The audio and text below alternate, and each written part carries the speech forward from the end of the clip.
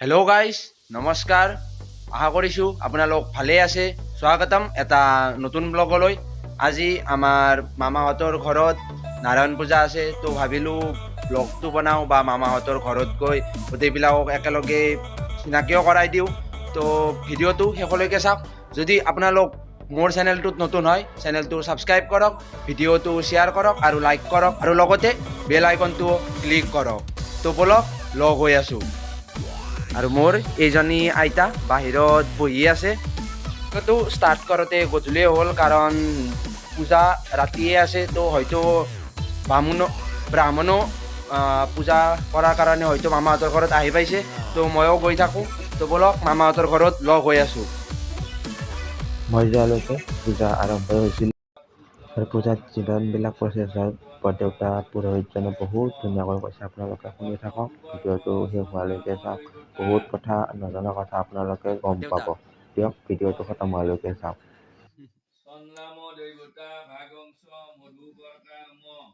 মধুপৰ্ক সম্প্ৰদানী ভূতাভ্য ওম সত্যনাৰায়ণ দৈৱতায় নমঃ। মধুপৰ্কং মিমেদং হীনং পৰিপূৰ্ণং সুখাত্মেনং মধুপৰ্কং কল্পয়ামি। মধুপৰ্কং কল্পয়ামি। এতৎ পুনৰাসমনীয় জাতি ফল কোকল চূৰ্ণ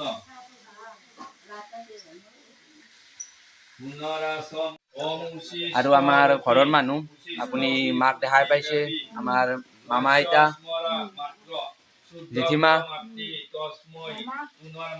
আৰু মামাকতো চিনিয়ে পায়। মামী এতিয়া কামত লাগি আছে, হ'লেও এবাৰ দেখাই দিছোঁ ৰ'ব। মামী, আমি কি বনাইছা?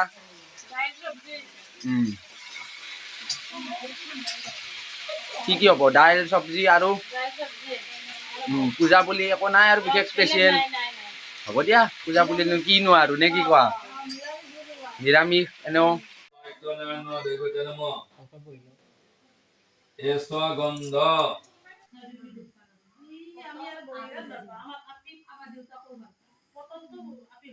মানে আদিদেৱ পৰম ব্ৰহ্মাই নিজে জন্ম নলয়, তেওঁ অৱতাৰী পুৰুষ হিচাপে তেওঁ জন্ম দিয়ে।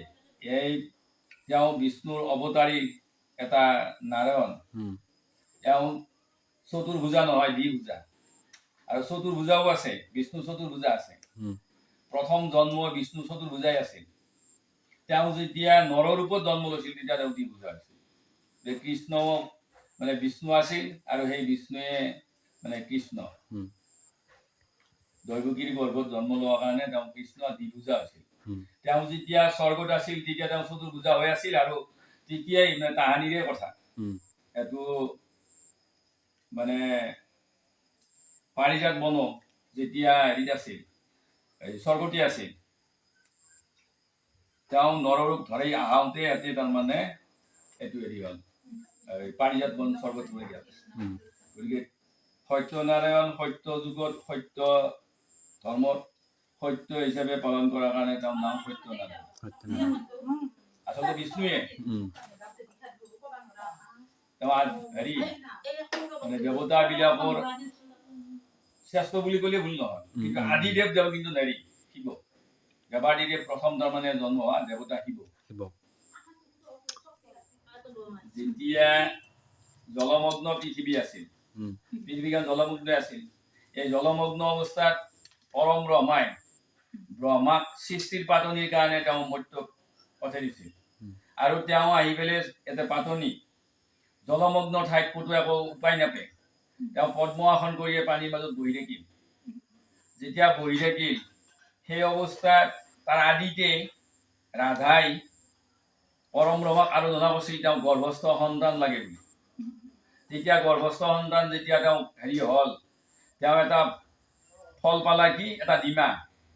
তেওঁ ডিমাটো লাজ আৰু ভয়ত অপমানৰ কাৰণে পানীত নিক্ষেপ কৰি ফেলাই দিছিল ৰাধাই। আৰু যেতিয়া এই ৰাধাই মানে হেৰি কণীটো পানীত ফেলাই দিলা, তেতিয়া কিছুদিন পিছত সেই পৰম ব্ৰহ্মাই আহি সুধিছিল ৰাধাক যে তুমি তোমাৰ গৰ্ভস্থ সন্তান কি কৰিলা? বোলে মই পানীত নিক্ষেপ কৰিলো। তেতিয়া ব্ৰহ্মাৰ খং উঠি পৰম ব্ৰহ্মাৰ খং উঠি পেলাই সেই ৰাধাক সাপছিল যে তুমি তোমাৰ অংগৰ পৰা শৰীৰৰ পৰা যি দুজনী তিৰোতা সৃষ্টি কৰিছা তেনে দুয়োটা বন্ধা হ'ব সেইকাৰণে লক্ষী আৰু সৰস্বতীৰ ল'ৰা ছোৱালী নাই এইটো পৰম ব্ৰহ্মাই প্ৰথম সাপ দিছিল তেওঁ সাপ দিছিল কাৰণ তুমি পানীত কিয় নিক্ষেপ কৰিলা তুমি ইমান দিনে মোক আৰাধনা কৰিলা তোমাক গৰ্ভস্থ সন্তান লাগে আৰু তুমি শেষত ডিমাৰ কাৰণে পানীত নিক্ষেপ কৰি দিলা এনেকে কিছুদিন পাৰ হ'ল তাৰপিছত সেই কণীটো জলমগ্নৰ মাজতে ফাটি পেলাই তেওঁ চতুৰ্ভুজা বিষ্ণুৰ জন্ম হ'ল আৰু যেতিয়া চতুৰ্ভুজা বিষ্ণুৰ জন্ম হ'ল এই বিষ্ণুৰ জন্মৰ সময়খিনিত তেতিয়া লক্ষীটো আগতে জন্ম লক্ষীয়ে জানে যে তেওঁ ক'ৰবাত স্বামী জন্ম পাইছে আৰু সেই বুলি তেওঁ হেৰিক আহি পেলাই জলমগ্নৰ মাজত আহি পেলাই দেখে যে চতুৰ্ভুজা বিষ্ণুৰ জন্ম হৈছে আৰু তেওঁ উৰাটোত ফেলে লৈ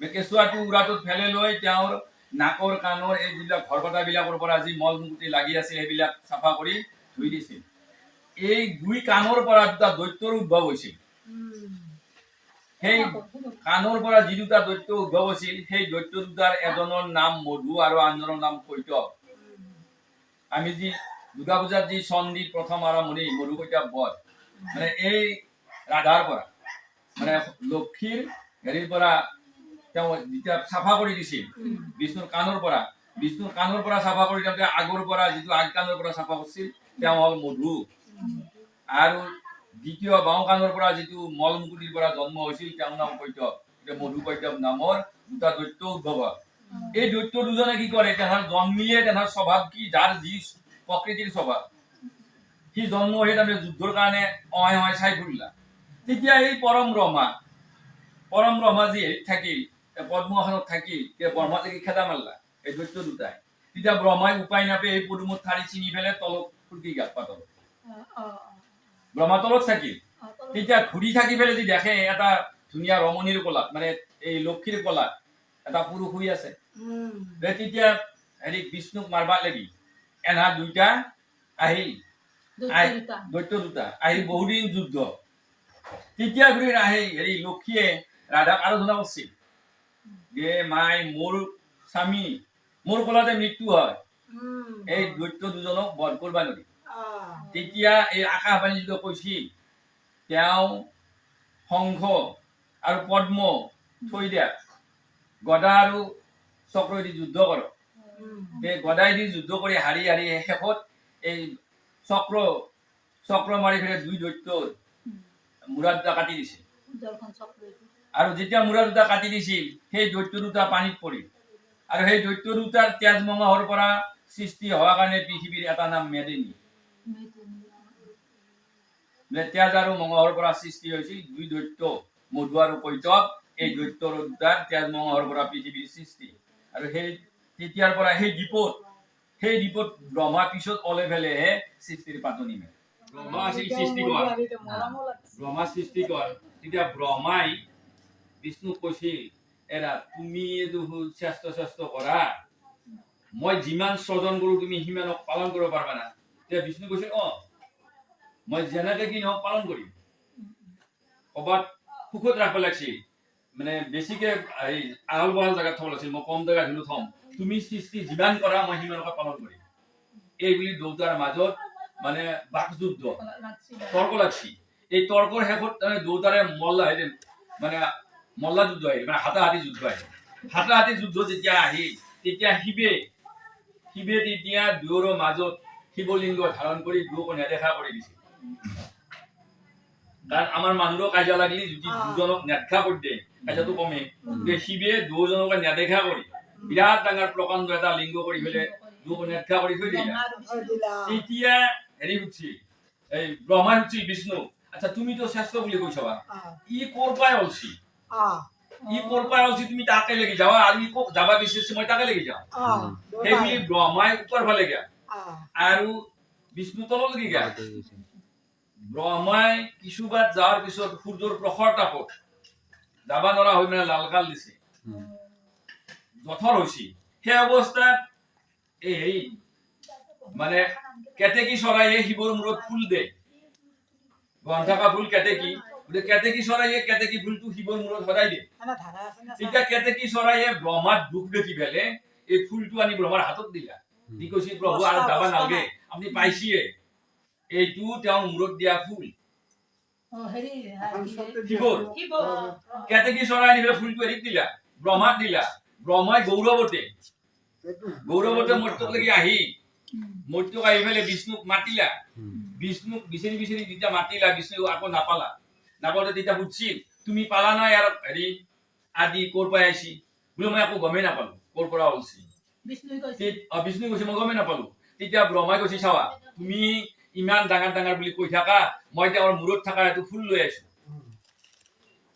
যেতিয়া ব্ৰহ্মাৰ মূৰত শিৱৰ মূৰত দিয়া কেতেকী চৰাই ফুলটো আনি পেলাই ব্ৰহ্মাই যেতিয়া গৌৰৱ কৰলা, অহংকাৰ কৰলা, মিছা কথা, তেতিয়া শিৱে খং উঠি তেওঁ নিজ ৰূপ ধাৰণ কৰি পেলাই ব্ৰহ্মাক শাপ দিছিল যে তোমাৰ মৰ্ত্যত কোনো কাৰণতে আকাৰত পূজা হ'ব, মৰ্ত্যত তোমালোকৰ মূৰ্তিত পূজা নহ'ব।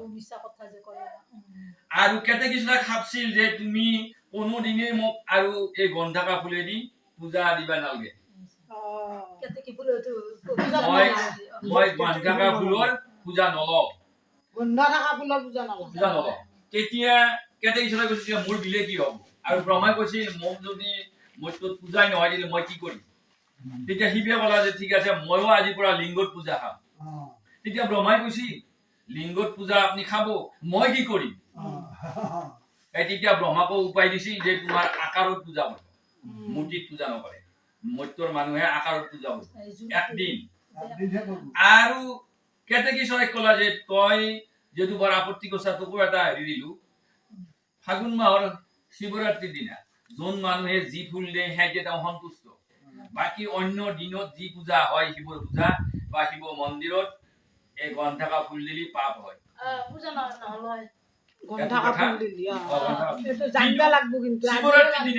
শিৱৰাত্ৰিৰ দিনা যোনে যি ফুল দিয়ে তেওঁ সন্তুষ্ট হয়। এইটো ব্ৰহ্মা আৰু বিষ্ণুৰ কাজিয়াৰ কাৰণে শিৱে লিংগত পূজা খায়, ব্ৰহ্মাৰ পূজা আকাৰত হয়। কেতেকী চৰাই মানে গন্ধকা ফুল শিৱ পূজাত নিষিদ্ধ।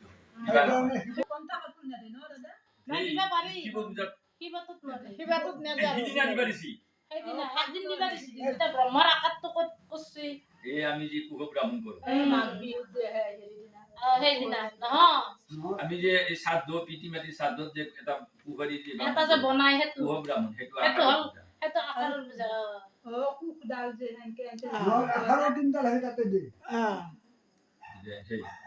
আৰু আমাৰ গোটেই প্ৰক্ৰিয়া খতম হ'ল, পূজাও খতম হ'ল। এতিয়া আমি ভাত খাব ওলাইছো। মোৰ লগত মামা আৰু মোৰ চিষ্টাৰ আছে।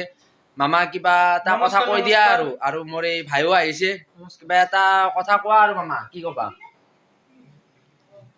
দেখিয়া হ'লেও কৈ দিয়া। মানে আমাৰ দাদাই মানে বঢ়িয়া ভাল কাম কৰিছে, ক'বলৈ ভাষা নাই, ইমান ভাল লাগিছে। আৰু আমাৰ জেঠা আৰু ককাই ভাত খাই আছে, দেখাই আছো। অ জেঠা কেনেকুৱা হৈছে ভাত আঞ্জা? ঠিকে আছে। ককা কেনেকুৱা হৈছে? অ ককা কেনেকুৱা হৈছে? ভাল হৈছে। আৰু কাষত জেঠীমাও আছে, জেঠীমাকো সুধিম কেনেকুৱা লাগিল আজি পূজা? কিবা এটা মনত কিবা এটা ভাল লাগছে আৰু নেকি কোৱা? সত্যনাৰায়ণ পূজা হিচাপে হয় নে নহয়? বা কথাবিলাকো যিবিলাক কথা কৈছে বৰ দেউতাই, কিবা এটা ভাল লাগছে আৰু নেকি কোৱা? বহুত মানে জানিব লগা কথা কৈছে আইতা নে মামা, আইতা নে কি কোৱা? শুনি কিনে বা সেই কৰি কিনে কিবা এটা ভাল লাগছে নে কি কোৱা?